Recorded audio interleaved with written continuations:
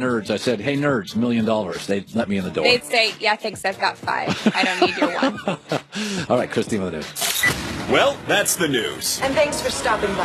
The Herd Lie Former News. NFL quarterback, Chargers, Cowboys, second overall pick, knows his Pac-12 football and college football very well. I lean on him for that. Ryan Leaf joining us on the show today. So I got to ask you first about Mitch Trubisky for the Bears, who played in the preseason, looked good, didn't play now. A lot of people like, oh, Chicago, you got to put Trubisky in. Where do you fall on that, having been in his shoes? I would agree. I think it's time. I think they're 0-3. I don't know if they're really going anywhere. I really like what the Colts did, if you want to do a comparison with Peyton and I, where they allowed him to fail during that year. I think he threw the most interceptions. Peyton. Yeah, that whole year. I got pulled around week 7. I don't like to make comparisons with myself because I was so out of whack mentally, I think, or dealing with things. But sure. I think Mitchell is much more capable of dealing with failure and seeing it as an opportunity to get better each week. And I think you've got to allow that because Glennon's not going to be your starter going forward, right? This is going to be a franchise quarterback that you drafted second, and you got to see what you have. And he proved himself in the preseason, I thought, enough to warrant a shot. Once you let's say let's go with Trubisky next week. You got to keep him in, right? Yeah, you have to let him ride and fail and see it as an opportunity to get better, learn from it, and try to be better the next week. Because he'll screw a guy up. Yeah, it will. If you start yo-yoing with a quarterback, you can lose your confidence pretty quick. I know I did. When they took you out? Yeah. So when was the first time you were yanked? It was at Denver, and I think I was like 8 of 21 midway through the third quarter and throwing for like 50 yards. And they pulled you out? Yeah. And you were shot for a couple of weeks? I took things so personally, and I just thought it was the end-all, be-all, right? And the criticism that came, I just didn't deal with that well. Some guys can. Some guys see it as an opportunity to stand on that sideline and learn, but the amount of pressure and the expectations that were placed on me to fail that way had a lot of detrimental mental things that affected me moving forward. So I was saying, I got nothing against John Fox. I have friends who know John. He's a really good coach. But I do think there is real value to a young quarterback, getting him an offensive coach. Take me to your current Goff. Looks like a different player. I mean, Deshaun Watson, Bill O'Brien knows quarterbacks, right? Like, I got nothing against Lovie Smith. I really liked him. But Dirk Cutter from college on's an offensive guy. What's the advantage for you having an offense or defense? Like practice, film? Like, where does it pay off? There's theories that can go either way, right? So my head coach in college, where I succeeded really well, was 30 years older than me. And he coached the quarterbacks, Mike Price. So he was a quarterback coach. Right. So we spent all our time together, and we just developed this great relationship. I would agree with you that you're seeing a different side of quarterback here in Los Angeles with Jared Goff because of Coach McVay. And he did the similar thing with Kirk Cousins in Washington.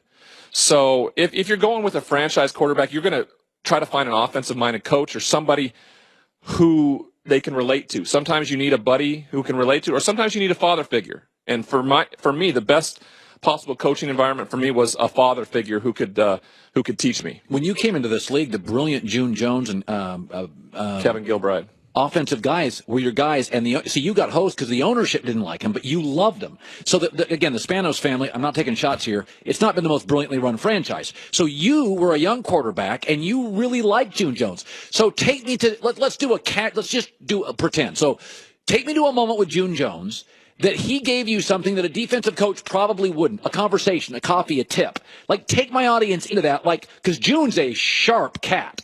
Went to Hawaii, and they were bang 13-0. Personnel, I mean, he was an offensive genius, and there was things he said to me early on in training camp about how we watched film together. We saw it from the same kind of angle. That really made me feel good about where I was going because of the time I put in, and then we were seeing the same type of thing. But he also was there when I'd mess up. He was a guy that would confront me and hold me accountable. And I remember when I blew up at the reporter and did just a terrible job of apologizing and taking accountability for it. He was on me. He called me. He found me that night. He got on the phone with me. These are things that it's a relationship that's just not based around football. This is something you're going to spend your whole life doing, hopefully, as a profession up to a certain point, and you need to have a relationship with somebody where they can confront you like that and you can go right back at them. When you watch Rodgers and Brady, which one impresses you more? Because they're both different animals. One's got the golden arm, one's got the golden discipline. Like when you look at Brady and Rodgers, Aaron last night, I mean, it just looks ridiculous. The ball, it's like a seed. It pops out of his hand. Which one do you wish you were? Because you had a pretty good arm. If I said to you, you enter the league, do you want Brady's discipline? Do you want Rodgers' talent? I'm gonna say that their discipline is very similar. I got the great opportunity this offseason to pretty much train with Aaron at the gym and watch him prepare. He's a very disciplined person. He's more laissez-faire when it comes to things with social media, interacting with his fans. I think that you don't necessarily look at it as discipline. His ability to focus and prepare. I agree with you in the idea that there are a certain amount of quarterbacks in this league. If those guys were not on that football team, the team would not exist. Like Green Bay, New England. I was talking to your producer about it. Maybe it's about wearing number 12, and that's where I messed up. I just didn't wear number 12, and that was the problem. Yeah, that's bad. It's funny. I don't think of Aaron Rodgers. That's funny because I say Brady's disciplined as if Rodgers isn't. Like Aaron could be this good without being disciplined. Right. Like so for me, obviously, I'm completely inaccurate. I think he gets what you're talking about. I think he got that from Brett Favre. That kind of gunslinger approach, but he was different. He stayed within the play frame of what the coaches were calling because he knows that offense just as well as Coach McCarthy does. And they communicate really well with each other and how they're going to do something. And a lot of what he does is manufactured by the way he works the snap count. Same with Tom. I think it's a very good comparison. And if both of those guys, because we talk about how great Deshaun was last week against New England, but we almost gloss over the fact that they still lost because of number 12 scoring down at the end in the last 2-minute drill. I mean, that's what he does. That's what they both do. Finally, Washington State, you went there, host USC tonight. I've called it my upset of the weekend. I'll take Wazoo. Your thoughts? I mean, I don't know if it's an upset. I mean, they started out at, I think, 3-point favorites. Washington State's very capable of winning this football game. USC, this will be their 5th straight bowl team. And they don't do a very good job of going on the road on a Thursday, Friday night and playing on the road. They've had disappointments when they were ranked number 1, going up to Oregon State. Pullman's a very difficult place to play. You got to fly to Spokane, drive 90 miles. Locker rooms aren't that great. The fan base is going to be unbelievable. Apparently, it's sold out. All the standing room only tickets are sold out. By the way, I heard Mike Leach said Sam Darnold's not ready for the NFL, and I thought, that's not controversial. He's not. Well, of course not. No one's ready for the NFL. I don't care who you are.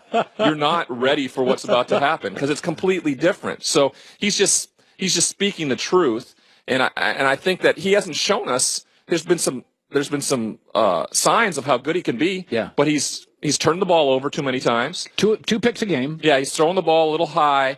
My biggest concern tonight for USC is that Coach Grinch and that defense has improved enough where they can be stingy up front, even though they're undersized, make plays, shut down that running game, and turn them into a one-dimensional team like Texas did and made Sam have to throw the football. The difference is Texas didn't have an offense. Washington State has an offense. So I have it 34-26. I think Wazoo wins by slightly more than a touchdown.